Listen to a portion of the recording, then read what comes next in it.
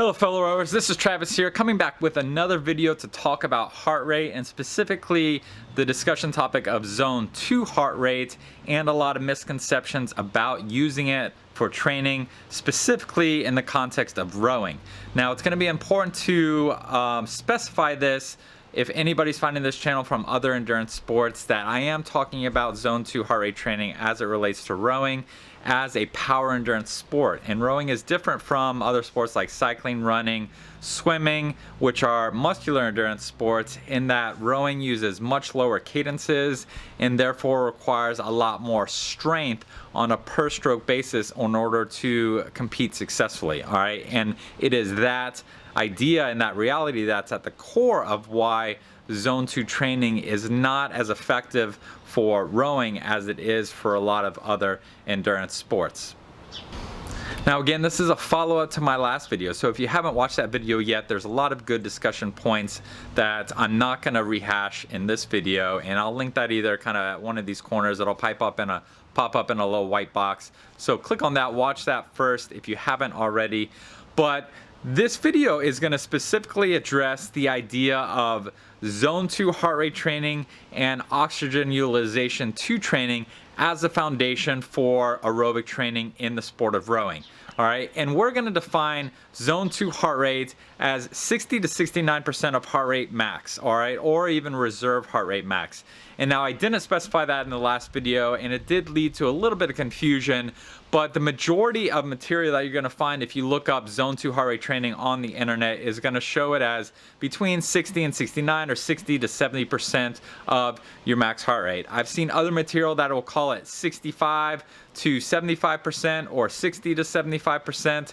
I'm talking about it in that 60 to 70, all right, because 75 is starting to get into a useful heart rate zone for rowing, all right? So I want to kind of make that clear of what I consider that zone 2. Now, this video is going to very specifically address this idea of zone 2 as the foundation, as something that can be used interchangeably with oxygen utilization 2 or UT2 or even category 6. If you're using those training definitions, UT2 is the foundation of training for the sport of rowing, all right?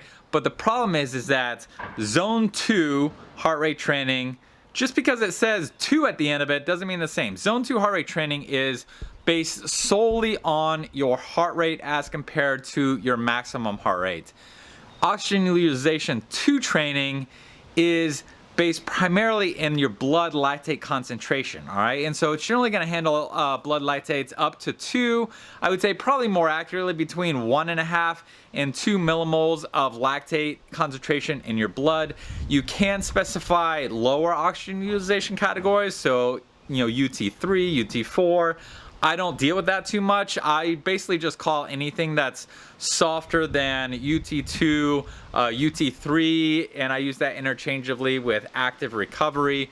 But the focus is UT2 training for rowing, all right? And so for rowing, UT2 it is also very important to define that within stroke rate, all right? So you're hitting a certain amount of millimoles of blood lactate as well as a certain range of stroke rates. And I call that between 16 and I would say 22 stroke rate. And I would reserve anything above a 19 stroke rate for UT2 for high level, high performance, elite level athletes. And the reason for that is that most of us, if we're applying power properly with the kind of power per stroke that's going to be important to train effectively in a way that's transferable to competition, then if you start to get above 19 stroke rate, you're actually going to be pushing your blood lactate into a little higher zone and a little bit more of that UT1.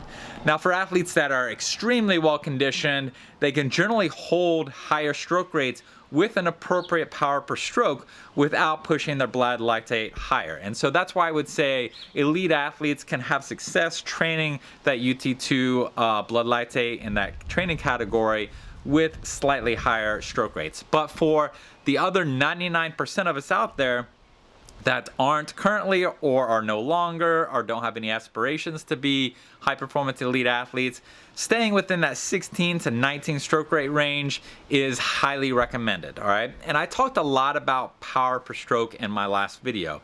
All right, and so power per stroke is very important in rowing because you need to develop that kind of strength so that it is transferable to your competition.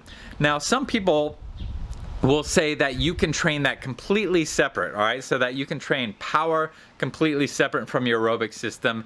And one, I simply don't agree with that. I think for rowing, you always, almost always, all right, for the bulk of your training, need to be training good power per stroke.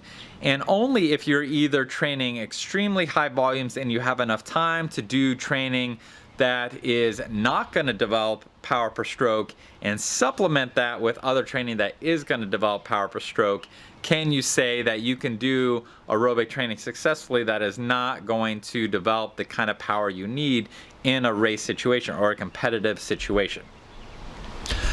All right, now going back to this idea that Zone 2 and UT2 are the same, all right? In particular, you know, I had tagged Cameron out there because he runs an awesome channel. And Cameron had produced a video shortly after I published mine in saying that for him, he considers Zone 2 heart rate training to be the same as UT2.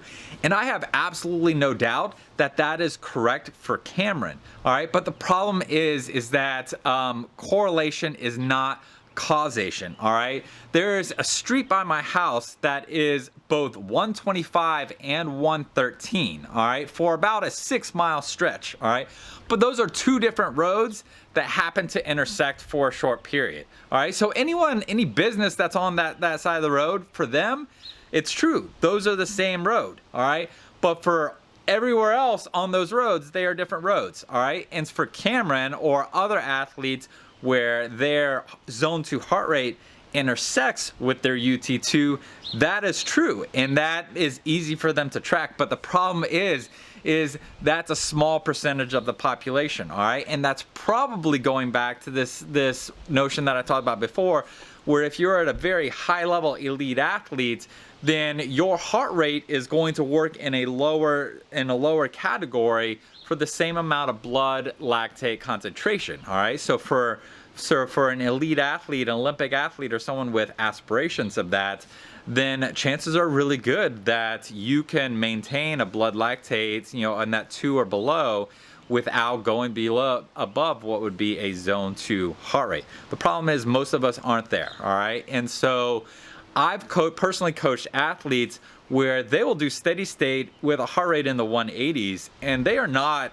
you know, above 2 millimoles, because those athletes, they're holding that steady state in those heart rates for 60 to 90 minutes on a regular basis, all right? And so if you go by Zone 2 and you say, well, gosh, 180, you know, heart rate, that's 95% of a max heart rate for those athletes, you know, assuming their max heart rate is around 200, nobody's gonna hold 90% of their max effort for 60 minutes, 90 minutes, all right? So it's absurd, all right? And so I've rowed with athletes that eventually made it to the national team level that did their steady state in the 1-teens, and they raced in the 150s just because that's how their heart was. And that's the issue with heart rate training, is that our hearts are very different in terms of how the frequency with which they have to contract to deliver oxygen to our body and deliver blood to our body, all right? And so the problem with heart rate training is it tries to make that simple, and heart rate is not a simple mechanism, all right? So one, heart rate training is extremely valuable for tracking your training and your progress and monitoring your training if you're doing it right. But doing it right is not easy. It's not going to the store and buying a heart rate monitor and reading a book and saying, well, this says I should be in this heart rate zone based on this calculation. Either if you're doing the super simple and definitely not accurate, 220 minus your age. For me, that would put my max heart rate at 180. And I mean, I've done training intervals where I'm sitting at 184, 185, you know, and so clearly that's not right. But there's other ways to determine max heart rate. You can use max heart rate reserve. You know, if you're taking that number and you're subtracting your resting heart rate and then you're adding it back in afterwards. There's all kinds of ways to do it. Certainly, probably the best way to do it is just to set up kind of a step interval where you're increasing your intensity every minute or two and then just getting to where you're absolute peaked out. And you're just gonna observe what your max heart rate is, all right? So just watch your heart rate during various workouts and various testing intervals, and whatever the highest you see your heart rate is, that's probably at or very close to what your max heart rate is gonna be. But I'm on a tangent there. The problem is it's not simple, all right? And so heart rate can be incredibly valuable because it does tell you a lot of things, but every individual out there has their own heart rate profile, all right? And it is not the same. And so, you know, the problem is you'll have a lot of people that they are training too hard.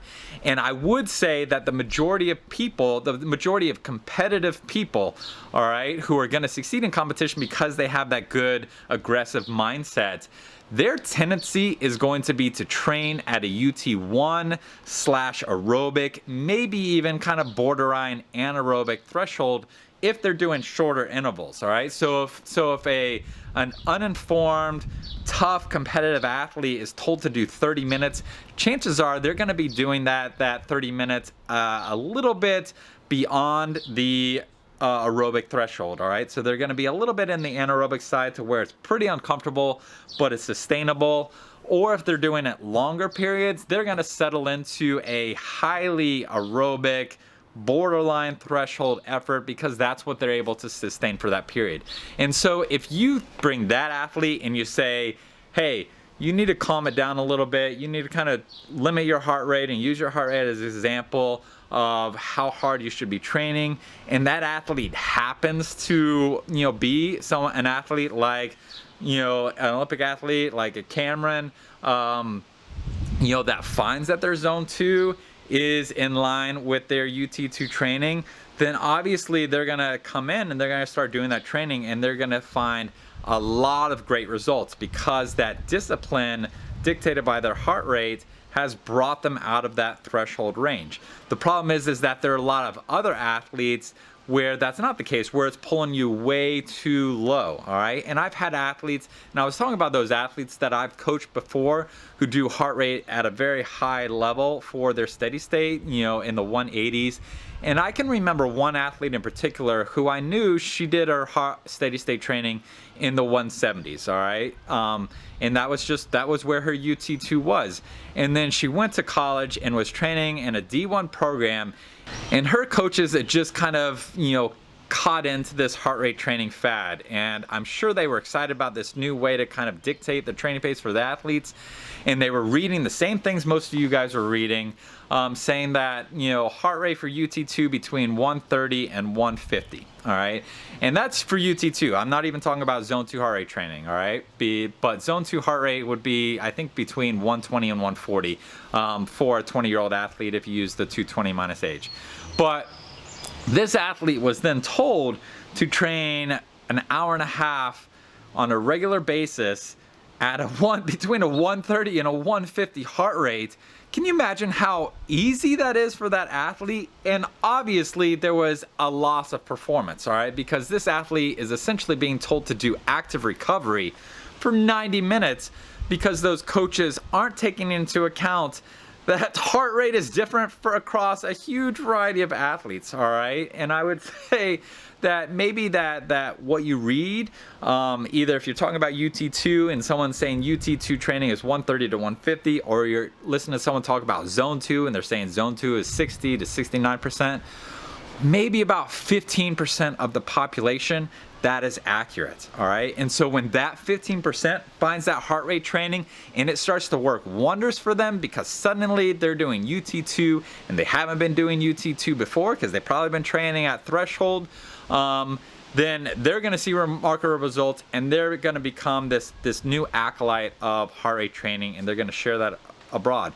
But the problem is, and this is another problem with listening to athletes and getting your training advice from athletes, particularly high performance athletes, is that that athlete's experience is completely based around making themselves fast in the training that their coaches has given to make them fast. All right, the difference between an athlete and a coach is a coach has spent their career making other athletes fast. All right, and the key about that other athletes part is that there are a lot of them, and suddenly you're faced with a variety of people, with a variety of adaptations to the same training, the same workouts, and the same training programs, and you start to appreciate and understand that every athlete is different and unique, and you can't just give one program to all these athletes. All right, and rowing coaches do tend to fall more into that trap of giving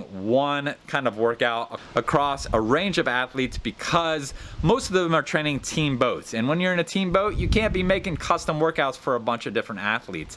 All right, but that is unheard of in other sports. You're never going to get high performance distance running or high performance cycling, high performance swimming, where everybody on a team is doing the same training. It's all going to be tweaked for that particular athlete. And at least in rowing, if you do send a team of athletes out in an 8, then you can say, well, this is the heart rate for you to be at UT2, and this is the heart rate for you to be at UT2, etc., etc. For me personally, the top end of my UT2 heart rate training zone is 168, and my averages for a training session at UT2 is generally going to fall in somewhere between the lower mid 150s and the lower 160s. All right, and that's for me, and that's what I've determined after years and years and hundreds of steady state workouts where I was observing my heart rate, and I developed a good sense of feel for what 2 millimoles in my legs feels like compared to 2.5 millimoles. And so I knew where that transition phase was between UT2 and UT1. And so going back to why I think heart rate training is immensely useful is once you have those data points, once you've collected months and months of heart rate data, and then you can look at those training sessions and say, well, this training session I definitely stayed within that UT2 effort. This training session I did in the last 20 minutes, I started to get a little bit more into that UT1 training, and oh, look, this is the threshold that my heart rate tends to cross every time I have that feeling in my training where I'm crossing over to UT1. Oh, it happens to always be somewhere around that 167 to 169 heart rate for me personally. So chances are 168 is the upper threshold of my UT2, all right? And so if you guys are out there and you want to use heart rate training to dictate your training zones, you have to take months and months of data, and then you got to go back and you got to analyze that data, and you got to cross-reference it with your notes from each training session to determine, okay, where are the threshold points for my training categories? And even then you got to take that with a grain of salt, because heart rate can be influenced by a variety of things. Your heart rate will go up if you start thinking about anxious stuff. I would always, in my steady state, you're sitting there for 90 minutes, 2 hours, inevitably I'm doing a lot of visualization, and I'm gonna sit there, and if I start visualizing kind of me, at the starting line of the world championships, and I'm kind of racing for that goal, I get pumped and my heart rate goes up, all right? And so, my mind and my thoughts don't influence my training zone. I'm still in a UT2 training zone. I just haven't increased my blood lactate. I've just, brought into some chemicals, some adrenaline into, because of those thoughts, and my heart rate is going up. If you have to pee, your full bladder is going to make your heart rate go up. If you just ate, your heart rate is going to go up, because your stomach is drawing a lot of blood, and that in order to get enough blood to the other parts of your body, it has to pump a little bit harder, all right? Because your heart has to provide enough volume for your training as well as your digestion, all right? And so there's just a ton of things that influence heart rate. Did you sleep well the night before? Did you not sleep well the night before? It influences heart rate. And so you just can't go by heart rate alone for all these training categories. So I've been talking a while. This was longer than I thought, but the kind of big takeaway is that UT2 is the foundation training zone for rowing, all right? But UT2 is not the same as zone 2. Is that true for everybody? There's going to be an intersection for some people between those categories, all right? Correlation is not causation, all right? So it's not the same thing. So don't get tied into that fallacy, all right? UT2 training is the foundation of rowing, all right? If you're in a base building phase, it should make up about 80% of your minutes, of your training minutes. If you're in a competitive phase, it should be making up about 52 to 53% of your training. And for our rowers, UT2 is a firm, sustainable pace, all right, where you can talk, but sustained conversation is going to disrupt your breathing pattern and you're not going to want to do it anymore. You should finish the sessions in what I would call a pleasant state of fatigue, all right? And so you're feeling refreshed, you're feeling invigorated, you might feel a little bit tired depending on how long it is. You should never finish a session feeling like you went as far as you could. Generally for a less competitive or a athlete training with less volume, if you finish a UT2 training session and say you're rowing 20-30 minutes, you should feel like you could have gone another 20-30 minutes if you had to. If you're a high performance athlete, I would stick with that double. Like if you're a high performance athlete, you should be able to finish that 60 minutes and feel like, well, I could go for another 60 minutes if I needed to. It would be, you know, it would be tiring, but I could do it. And then finally, stroke rates, all right? And you got to go back to my other video about zone 2 heart rate for me to talk a lot about this, but power per stroke is essential. When you're training UT2 for rowing, you could train UT2 at 30 strokes per minute. You could train it at a 10 strokes per minute, but you're not going to be developing the kind of power per stroke that is going to translate to good performance in competition, especially competition on the water, but I would dare say even competition on the indoor rowing machine.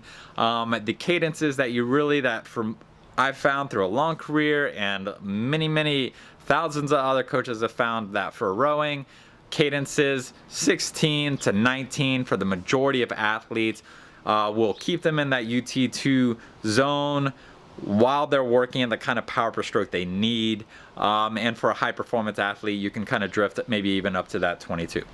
Before I sign off, there is one more consideration that I want to make sure that I share with you guys, and that is that how your heart rate responds to training is also very different depending on how conditioned or how fit you are. And so if I am training on a regular basis, or any other athlete is training on a regular basis, your heart rate is going to rise at a much slower rate, and it's also going to settle at a lower range for the same blood lactate concentration that it would when you are just getting back into shape, or if you're just not a high trained athlete, or if you've never been a high trained athlete. So for me, if I've been training a lot and I sit down for a UT2 session, it's gonna be really normal for me to be sitting kind of in the high 130s, low 140s for the first 20-30 minutes of that session. And then around the middle of that session, assuming I'm doing 90 minutes of steady state,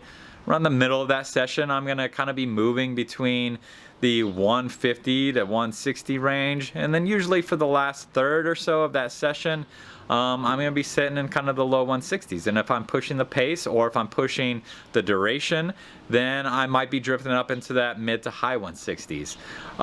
If I were going to be just getting back into shape, and I'm just sitting down for 30 minutes of steady state, then my heart rate is very quickly going to rise. I would say within 5 minutes, maybe 10, I'm gonna rise beyond the 130s and I'm gonna be in the 150s, and I'm gonna move through the 150s really quickly, and I'm gonna settle more in the kind of that low 160s. I'm gonna hang in that 160s, gradually increasing until I get up close to that 168 max, and I'm even gonna go beyond that 168, what would normally be my UT1, just because my heart isn't conditioned and it's not as well trained to handle that blood lactate concentration, all right? And if I still train in that same effort level, that same blood lactate concentration for another couple months, then it's not gonna do that anymore. It's gonna start rising a little bit slower, it's gonna start to average a little bit lower, and it's going to take a lot longer to get up into that kind of high 160s, which for me is where my heart rate is for UT2. So I think that's covered a lot. Hopefully all that helps you guys. Hopefully it helps you kind of dismiss kind of any kind of cookie cutter training advice. The big takeaway is heart rate is complicated. It's immensely valuable as a training tool, both as a guide and as an evaluation. I would say primarily as an evaluation, more so than a guide.